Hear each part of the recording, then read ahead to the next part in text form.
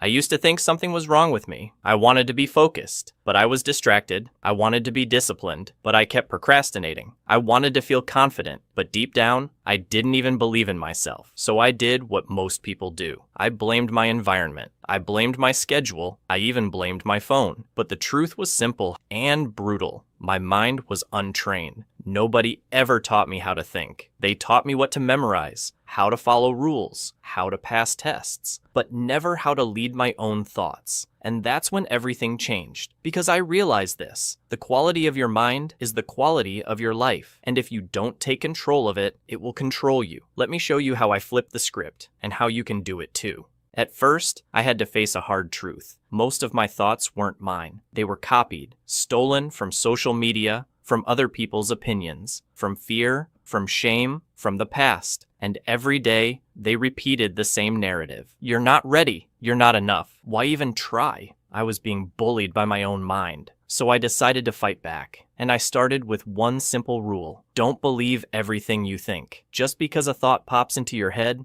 doesn't mean it's true. It's just noise, unless you train it. So every morning, I wrote down my top 3 recurring negative thoughts. And then I challenged each one with this question. If I fully believed the opposite, how would I act today? That tiny shift changed everything. I stopped reacting, started choosing, and slowly, I became the architect of my own mental world.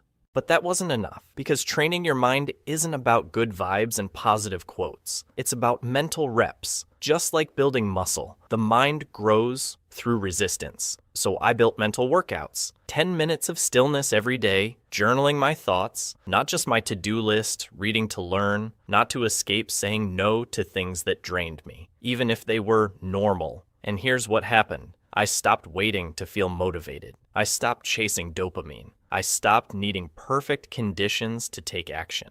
Instead, I started showing up, not because I felt ready, but because I trained myself to act anyway. You see, your mind is a tool, but it's either being sharpened or slowly rusting. You're either building it or being built by everything around you. So here's my challenge for you. Train your mind like your life depends on it, because it does. Focus is not luck. Discipline is not a gift. Confidence is not magic. It's practice. It's self-respect. It's choosing thoughts that serve you over ones that sabotage you. Let me leave you with this. Your mind is the battlefield. Win there, and you win everywhere.